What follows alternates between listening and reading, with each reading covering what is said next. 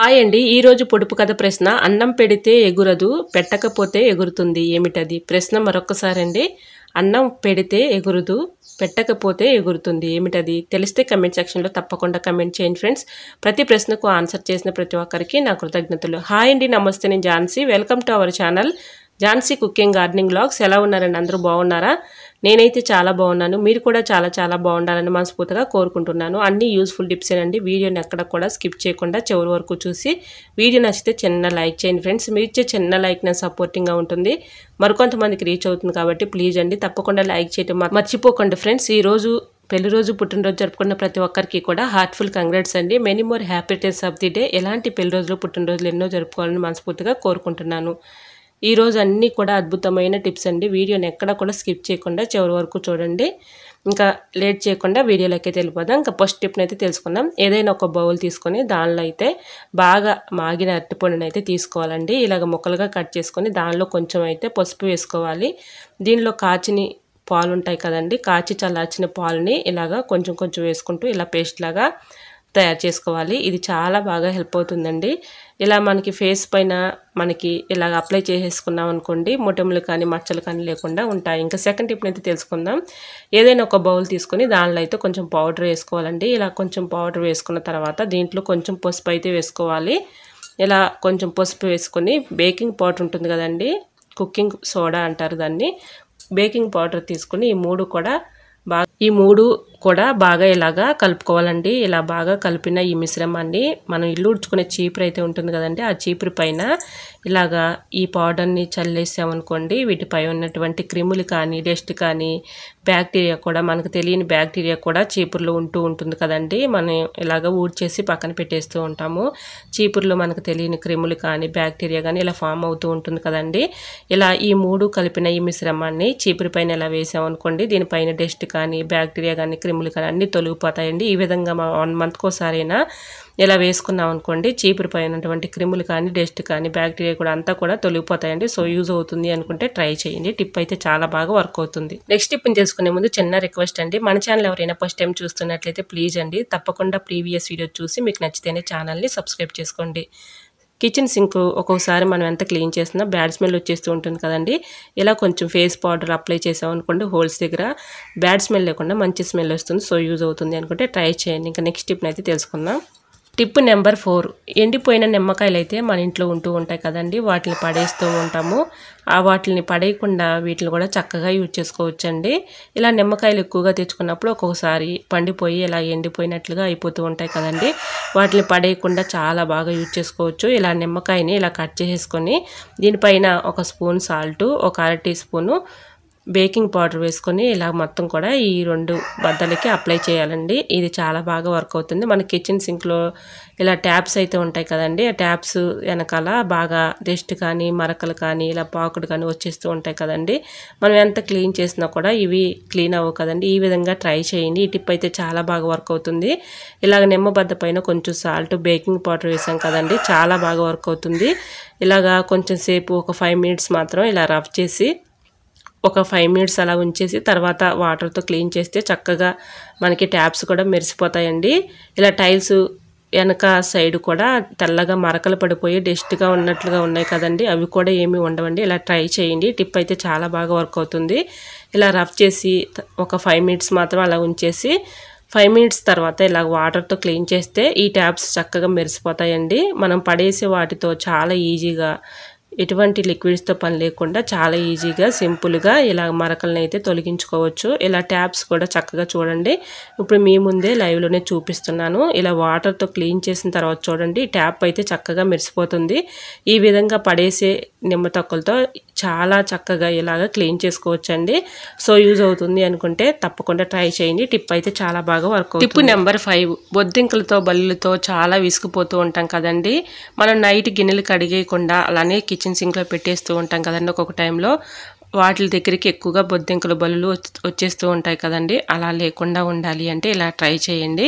ఇలా ఆనియన్ అయితే ఇలా ముక్కలుగా కట్ చేసుకుని ఇలాగా స్టవ్ పైన కానీ అలానే ఫ్లోర్ మీద కానీ గ్యాస్ స్టవ్ కింద కానీ ఇలాగా మనం ఆనియన్స్ ముక్కల్ని ఇలాగ కట్ చేసుకుని వేసుకున్నాం అనుకోండి, వీటికి ఘాటుకి రాకుండా ఉంటాయి.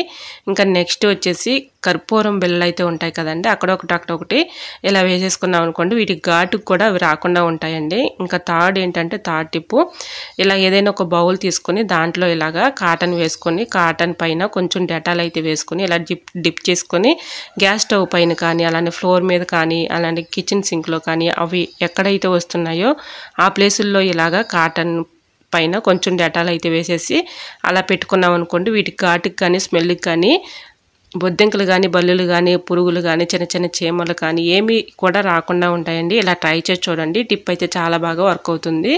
ఇలా చూసారు, ఈ విధంగా గ్యాస్ స్టవ్ దగ్గరికి ఎక్కువగా తిరుగుతూ ఉంటాయి కదండి బొద్దింకలు బల్లులు, అవి రాకుండా ఉంటాయండి. ఇలా ట్రై చేయండి, ఈ టిప్ అయితే చాలా బాగా వర్క్ అవుతుంది. టిప్ నెంబర్ 6, అలోవెరా అయితే మనందరిళ్ళలో ఉంటుంది కదండి, ఇది చాలా బాగా వర్క్ అవుతుందండి. మనం ఫేస్కి అయినా పెట్టుకోవచ్చు. అలానే దీన్ని అయితే పరగడుపున ఇలాగ అలోవెరాని లోపల ఉన్నటువంటి గుజ్జుని అయితే తీసుకొని పరగడుపున ఇలాగ ఆ గుజ్జుని తింటే షుగర్ లెవెల్స్ కూడా తగ్గిపోతాయంటండి, షుగర్ కూడా చాలా వరకు కంట్రోల్ అవుతుంది. ఈ విధంగా ట్రై చేయండి. ఇలా పరగడుపున కొంచెం లోపల ఉన్నటువంటి అలోవెరాలో ఉన్నటువంటి గుజ్జు అయితే ఉంటుంది కదండి, ఆ గుజ్జుని కొంచెం తీసుకొని పరగడుపున ఇలా తిన్నామనుకోండి, షుగర్ కూడా చాలా వరకు కంట్రోల్ అయిపోతుంది. అలానే మన ఫేస్కి అయినా పెట్టుకోవచ్చండి. ఫేస్ పైన మొటిములు కానీ మచ్చలు కానీ ఇలా ఎక్కువగా ఉంటాయి కదండి, మొటిములు మచ్చలతో బాధపడే వాళ్ళు ఈ టిప్ అయితే చాలా బాగా వర్క్ అవుతుందండి. ఇలాగ మనం చక్కగా ఫేస్కి అప్లై చేసి ఒక 1 అవర్ మాత్రం అలా ఉంచేసి తర్వాత క్లీన్ చేసుకున్నాం అనుకోండి, మొటిములు కానీ మచ్చలు కానీ ఏమీ ఉండవండి, అన్నీ తొలగిపోతాయి. ఈ విధంగా ఈ గుజ్జు అయితే చాలా బాగా వర్క్ అవుతుంది.